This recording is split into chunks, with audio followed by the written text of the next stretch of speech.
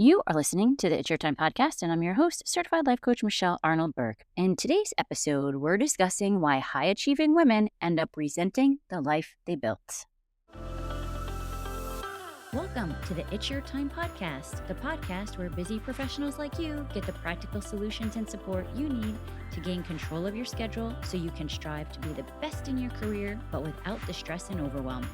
If you're looking to increase your energy and decrease your stress, you are in the right place.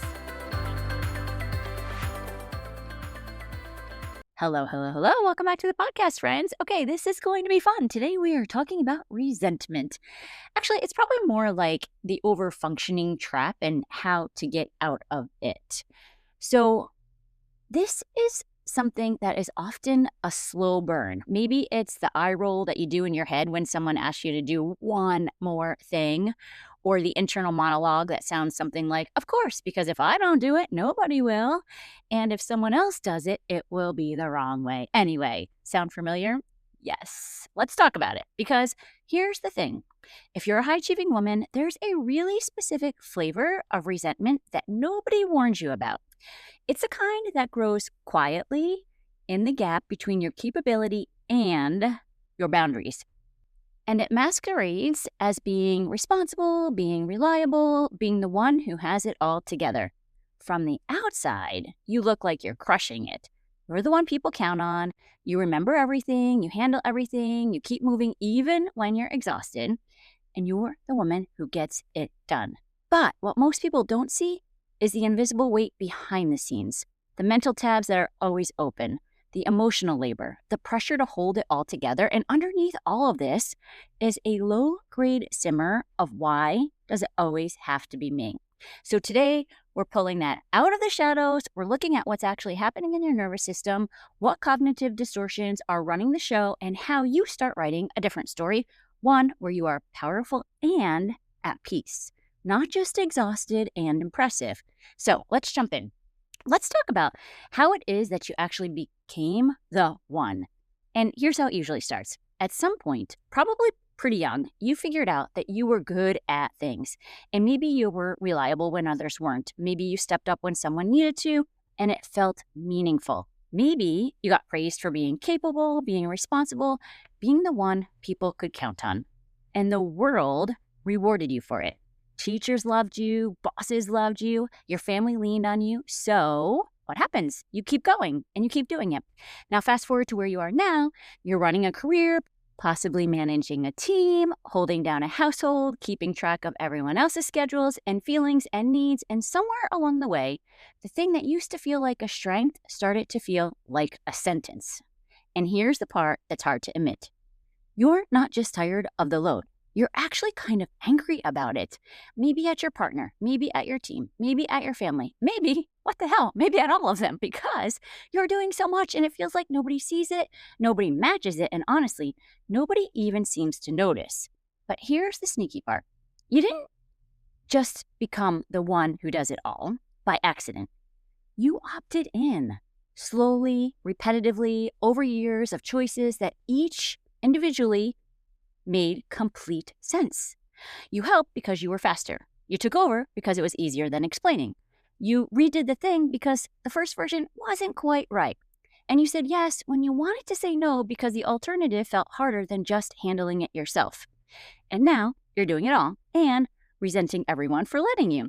And I want to say something here that might sting a little bit. The resentment is actually information. It's not proof that everyone around you is failing. It's a signal that there's a gap between what you're doing and what you actually want to be doing. And that gap, that's where we do the work. So many high-achieving women were taught, directly or indirectly, to normalize overwhelm instead of question it, to wear the busyness like a badge of honor, and to equate capacity with worth. But maybe the goal isn't becoming better at carrying more. Maybe the goal is creating a life and a rhythm that no longer requires you to constantly override yourself. That's a different conversation than learn to delegate. That's actually asking, who do I want to be and what do I want my life to feel like? That's the important part. What do you want your life to feel like? And am I willing to let it feel like that? Can it feel that good? So let's talk a little bit about the neuroscience. I love kind of hitting on a bunch of different areas when we talk about these episodes. Let's talk about what's happening underneath the surface because this is not just a mindset issue. This is a nervous system pattern. When we grow up or spend years in environments where things feel unpredictable or where love or approval felt conditional on performance, our brains learn a very specific equation: control equals safety. If I manage it, handle it, anticipate every problem, hold it all together, then nothing bad will happen. Then people won't be disappointed. Then I won't be blindsided. So your prefrontal cortex, the part of your brain that plans and organizes and problem solves, becomes like a hyper vigilant assistant that never clocks out. It's always scanning, always managing, always 3 steps ahead. And here's the kicker: that overdrive actually feels like competence. It looks like competence to everyone else too. So it gets reinforced over and over and over again. But what is running underneath it? Often, it's a nervous system that never fully learned that it's okay to not be in control, that other people's discomfort, mistakes, and imperfect outcomes are survivable for them and for you. And I'm going to take a pause here because, as I always say, I do this work with you. I may or may not have been called a control enthusiast in the past, so I know this. I've been doing it, I see it, and I know there are so many women that are exhausted from this over-functioning, codependent type of environment that we often put ourselves into. And this is what I mean when I say overfunctioning isn't just a habit. It's a protection strategy. It developed for a reason. It made sense at some point, and we're not here to shame it. And we're just here to notice that it exists and then decide if it's still working for us. Because here's where resentment comes in. Resentment is what happens when your protection strategy stops feeling worth the cost. When you're in that victim loop, I have to do everything, nobody helps me, they expect too much, your threat response is activated. Your nervous system is reading the situation as, I'm being taken from. I have no choice. I am not safe. And that is a terrible place to make decisions from, or lead from, or try to have a real conversation from. Because when your nervous system is in threat mode, your access to your best thinking, your creativity, your empathy, your nuances, that gets narrowed.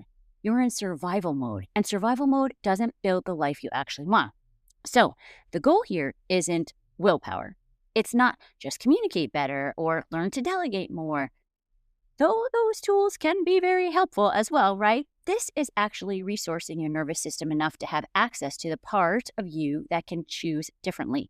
Not white knuckling your way to being less controlling, but genuinely arriving at a place where you believe you have options and then choosing from there. Your energy, by the way, is not meant to be managed only after depletion. Protecting your inner energy is part of leadership. It's not a reward that you earn once everything else is handled. That reframe alone is worth just sitting with for a little bit. Okay, let's kind of switch gears and talk a little bit about the cognitive part. So this is going to be our thought errors, right? Let's look at some of the thoughts because this is where it does tend to get juicy. There is a very specific cluster of thoughts that feeds the victim resentment cycle. And if you never had anyone name them clearly, they feel completely 100% true, like most of the beliefs that we have, right? We think them so long they feel like they're facts, and honestly, they are just sentences that we've told ourselves over and over, and they can be changed. So, like facts, we think, oh, it's just the way things are. They're not. They're not. They are thoughts, and thoughts are workable. So here they are. Try this one on. Have you maybe said it to yourself? I'm the only one who can do this right. I for sure have said that. This one is classic, and it contains a sneaky belief that your standard is the standard, that your way is the correct way, and if someone else does it differently, well, it's just wrong. Here's a little coaching question that's worth asking yourself. Is it actually wrong? Or is it just not how you would have done it? There's a really big difference between those two things, and most of the time, if we're honest, it's the second one. Here's another sentence or thought. Nobody appreciates how much I do. That really kind of hurts, right? And I'm not going to dismiss it because sometimes it is genuinely true that efforts go unacknowledged. But notice what this thought does. It keeps the power completely outside of you. Your sense of value is sitting in someone else's hands, waiting for them to hand it back. And it sidesteps a more useful question. Did you ask for appreciation? Did you tell someone what you needed? Or did you do the thing, keep score quietly, and then feel wounded when they didn't notice? And that's not a judgment, right? I have done this, and a lot of us do this, but it's just worth seeing clearly. Here's another sentence for you. If I don't do it, it won't get done.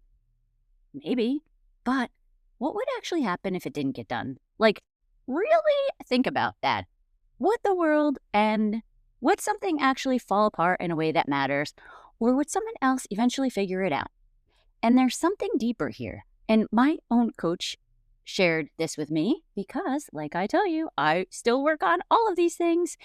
She shared an image with me recently that I just thought was perfection around this idea. And she said, imagine every person has their own puzzle, their own lessons, their own choices, their own emotional experiences, their own growth to put together. That's their picture.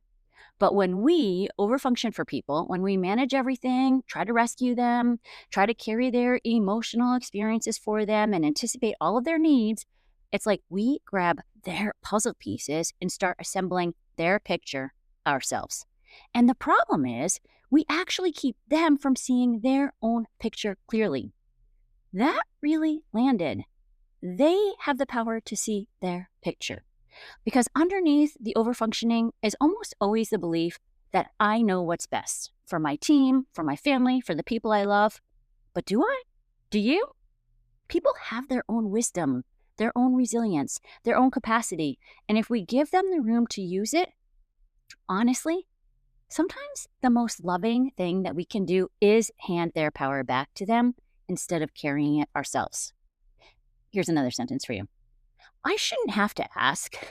I cannot tell you how many times, just as simple as like unloading the dishwasher, right? Seems obvious to me. Just unload it. And then Mark would say, well, you didn't ask me to. I would do it if you asked. So you have to really take a moment and think about this. It's kind of the idea of like, well, if you love me, you should just know. And if they cared, they would see it. But here's the truth. Most people are not mind readers. They are living inside their own experience, managing their own mental load, navigating their own shit, right? The fact that they don't anticipate your needs doesn't mean they don't care. It often just means they're human. And when we expect mind reading and then seethe quietly when we don't get it, we are essentially setting a test that nobody knew they were taking, and then feeling like a victim when they fail it. That's the loop that we want to step out of. Okay, so before we go further into this, I do want to share like a little personal story here because I think it lands differently when it's real, right? We can talk about all of the neuroscience and the CBT, but one of the biggest things that I've recognized this year, especially, I would say over the last 2 years, is just how much I've overfunctioned in relationships and situations throughout my life. Not always in obvious ways. Sometimes it looks like helping, managing, anticipating needs before anyone has to ask, trying to keep the peace, trying to make things easier for everyone around me, trying to manage other people's feelings so no one would struggle or feel disappointed or uncomfortable or upset. And if I'm being really honest, there's a level of codependency woven into that pattern that I will probably continue to unpack for the rest of my life.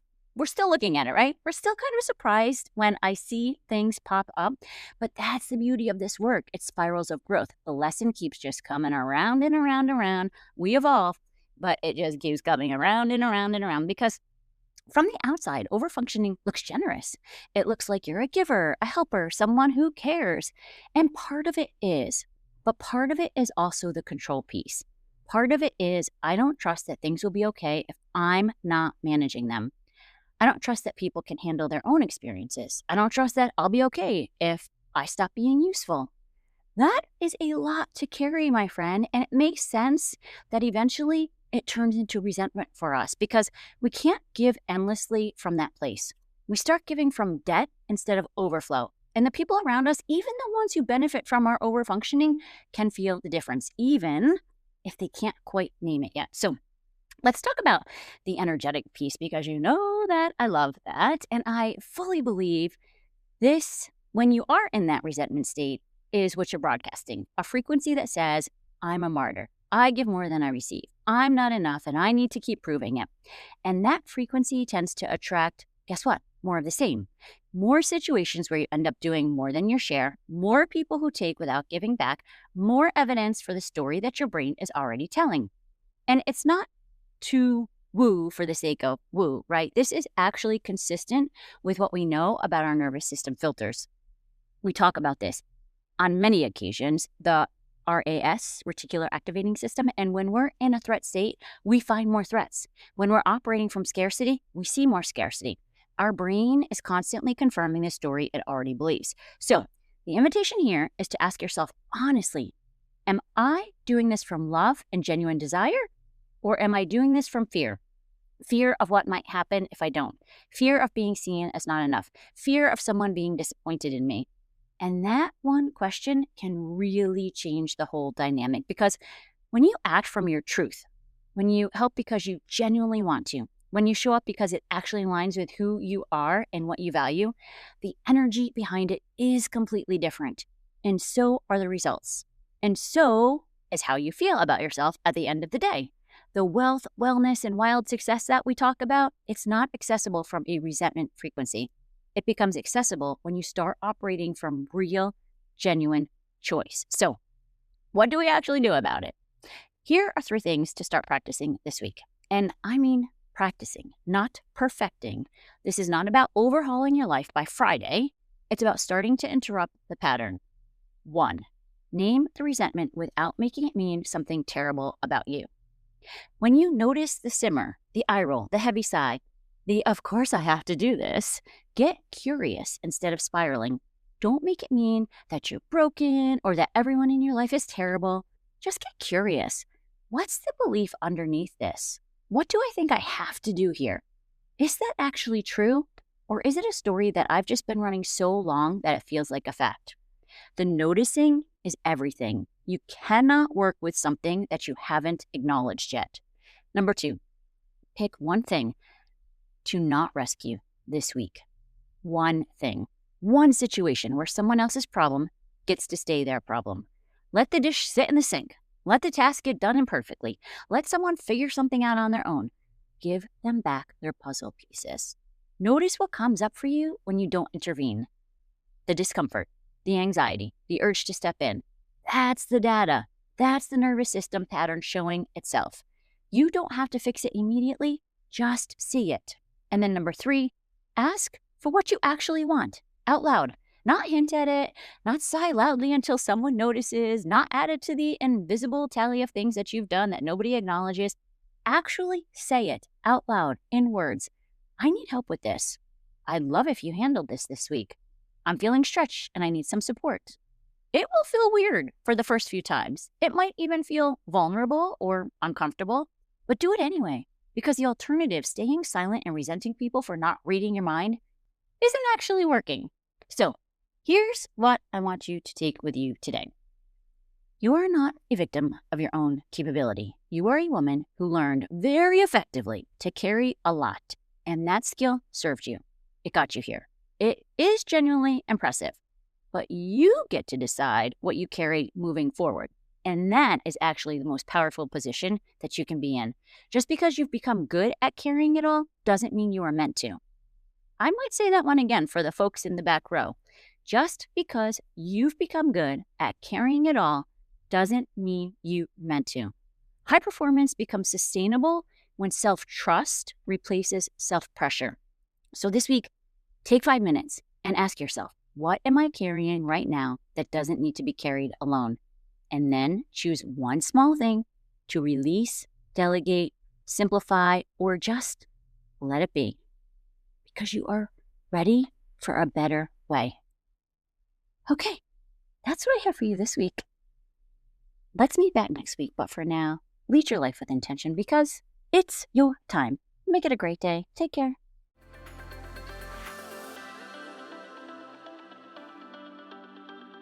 Did you know you can take this work to a deeper level with me one-on-one? Go to michelleburtcoaching.com and click on Get Started to begin.